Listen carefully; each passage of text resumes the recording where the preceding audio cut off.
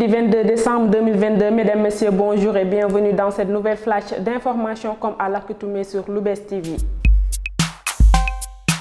Et nous le débuterons avec les élections de 2024. Les responsables de la coalition Benno Bokk Yakaar maintiennent le flou sur la candidature du président Macky Sall à l'élection présidentielle de 2024. Je cite, Benno Bokk Yakaar aura son candidat et on mettra tous les moyens en œuvre pour qu'il remporte l'élection présidentielle de 2024. Fin de citation. Ont à tour de rôle déclaré l'ensemble des membres du secrétariat exécutif de Benno, dont Moustapha Niasse. Il annonce tout de même un séminaire à l'issue duquel la coalition prendra des décisions pour choisir son candidat. Parlons sur le rapport de la Cour des comptes sur les fonds Covid-19. Le rapport de la Cour des comptes sur les fonds de solidarité force Covid-19 est désormais au centre des débats. Le coup de théâtre qui rend sans voix une bonne partie des Sénégalais et à la gestion calamiteuse, voire chaotique de ces milliards dépensés selon le rapport définitif de la Cour des comptes. Comme tous les Sénégalais indignés, la coalition Yewwi Askan Wi est aussi en phase de l'activation de la machine judiciaire pour faire la lumière sur cette affaire qui est d'ailleurs loin de révéler toutes ses surprises. Affaire Binta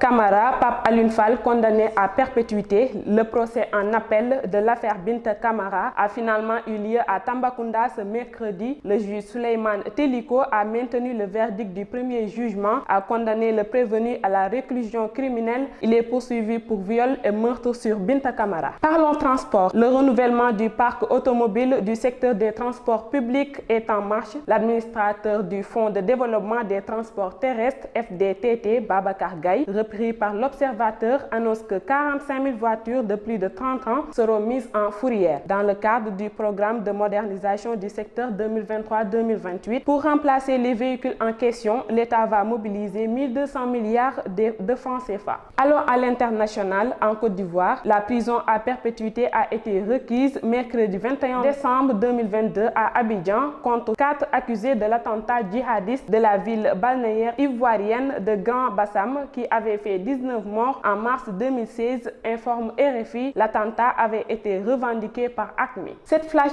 tire à sa fin. Parlons sport. Ismaïla Jacobs garde la forme après une très bonne Coupe du Monde disputée avec le Sénégal. Le latéral gauche des Lions faisait son retour sur les terrains avec son club AS Monaco ce mercredi 21 décembre. Une comeback qui le joueur de 23 ans a célébré en grand puisqu'il en marquant puis délivrant une passe décisive lors d'un match amical face à Leeds United. Mesdames, messieurs, c'est la fin de cette flash d'information. Merci de nous avoir suivis tout au long et bonne suite des programmes sur Lou'Bess TV. Quant à moi, je vous dis à demain, Inch'Allah.